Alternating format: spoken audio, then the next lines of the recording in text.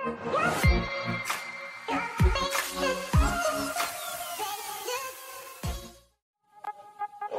up? Araw, isang masayang araw na naman ngayon, no? Another day, another vlog. Meron naman tayong i-unbox na shoes. Compare natin na naman. Medyo mahirap i-compare tong ano na to dahil yung pagkakagawa niya almost exact copy na. Not unlike yung mga ibang colorway. At saka nga pala, kung bago ka pa lang sa channel ko, no? Napasilip na padaan. Try mo na mag-subscribe. Baka meron ka pa ng chance na manalo ng shoes dito. May mga giveaway kasi yung mga shoes, no? Para sa mga subscriber. Abang-abang lang. I'm Joseph Akaino, mga vlog ko regarding sa legit shoes, fake shoes, mga replica. Para hindi tayo maligaw, yung mga kababayan natin bumibili ng mga fake, mga legit shoes. Hindi maliligaw, hindi makabili ng mga fake, baka si madaya. And ito siya, no? Harden Volume 4. Ano to, yung mga new releases na colorway. Last year pa na to eh. Last year pa siya na release. Pinili ko lang yung mga upcoming releases.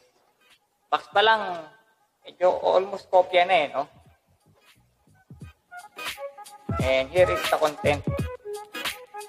Tawag sa colorway na to, Sukasa Pack. Ibig sabihin na Sukasa, his house. House ni James Harden. Kaya tayo naka-Houston ngayon, James Harden. Ito siya, no? Oh! Yan, Harden. Smells cooking na, no?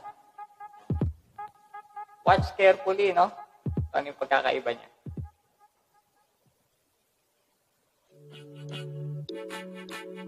Sa ngayon, since mahirap siya, i-compare, almost exact replica siya ng original, eh.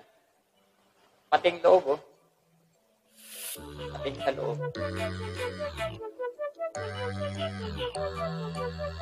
Sukasa, tsaka parang, ibig sabihin kasi na Sukasa is home.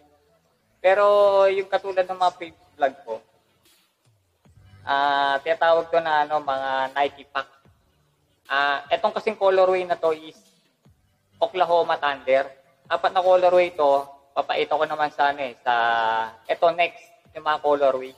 Yung mga Lakers pa kasi, Warriors, at Phoenix Suns, yung nakakalaban nila sa playoff.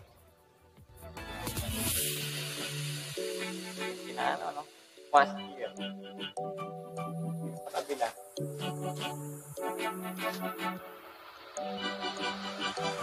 Okay, past year.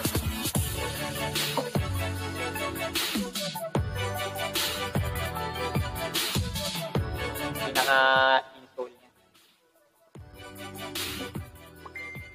Ngayon, nahihirap hanapin Connect ko. Halos hindi makita yung difference. Nangyari na lang yung quality. Titingnan nyo to, konti lang halos diferensya Kung check nyo yung sa picture, yung pagkaka-emboss lang nito. Tapos otherwise yung iba yung wala na quality na lang, pati yung kulay, kopyang-kopya. Pati sa likod.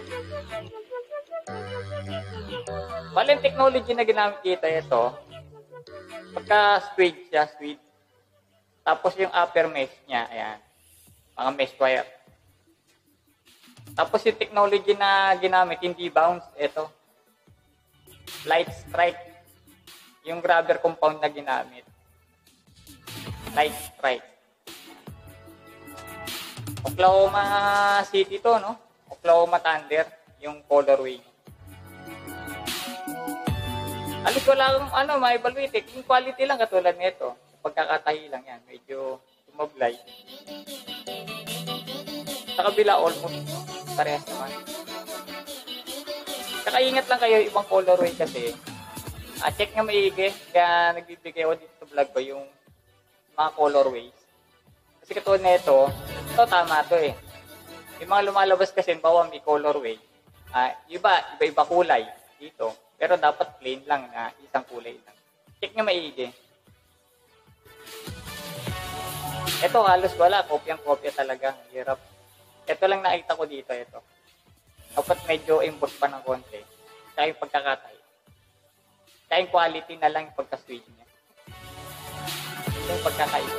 Ngayon, try on fit natin. Para check natin kung papag-set yung bibili kayo ng legit o pwede nang pagtagaan to. Diba? Ano to eh, mga 1.5 lang makukuha sa Cartimat. Ang legit kasi mga 4,000, 5,000. May sale na ngayon to, may around 2.5 na lang yata ang Harden Volume 4.